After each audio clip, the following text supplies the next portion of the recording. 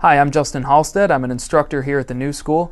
I come from a film background, so one of the things that I teach in my courses is cinematography. It's important to have a great camera, and the New School's got a lot of really good equipment, but you need to know how to use it. I'm going to talk about lenses today. To understand lenses, you need to understand focal length.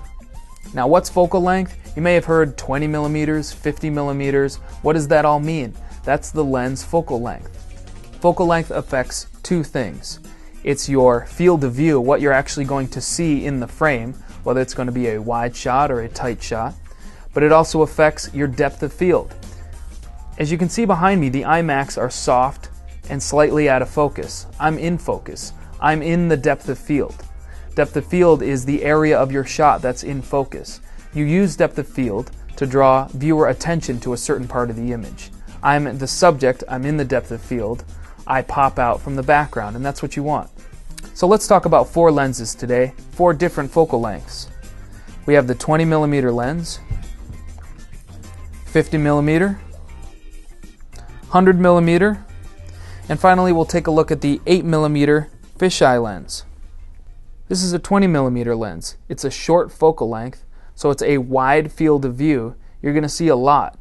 It's also a long depth of field. There's going to be a large area of the shot that's in focus. Compare that to something like a 50 millimeter lens. Here, this is a longer focal length, so the shot will be tighter, it will be narrower. It'll also be a shorter depth of field. The background behind your subject will be even softer. The 50 millimeter lens is great for a handheld walking shot like this. The depth of field is long enough where the camera operator can keep me in focus and just short enough to have a nice soft background. This is a 100 millimeter lens.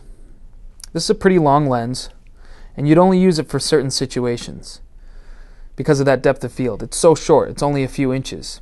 So this would be good for close-ups or any sort of product photography, but you wouldn't use it for a moving subject because they're going to be moving in and out of the depth of field. They'll be in focus and out of focus, and you'd have to do something that's called pulling focus, changing the depth of field, trying to follow your subject around. It's going to be pretty hard with a depth of field that's that short. You wouldn't want to use the 100 millimeter for a shot like this.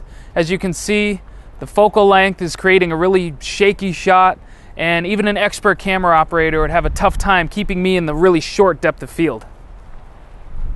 The 100 millimeter makes a nice close-up. That long focal length creates a very short depth of field.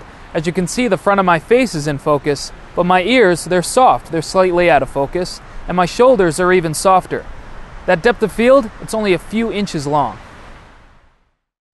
This is the shortest lens we have. This is an 8 millimeter fisheye lens. You can see the lens has a curved surface to it, and you may even be able to see the little bubble that's right there in the front of the lens. This is going to have a very wide field of view and a very long depth of field. Let's see this thing in action.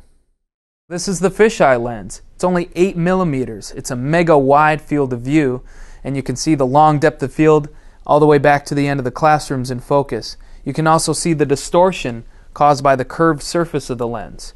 I hope you enjoyed this demonstration. Browse our website, nsrt.org, for more information and enroll today. We'll see you in class.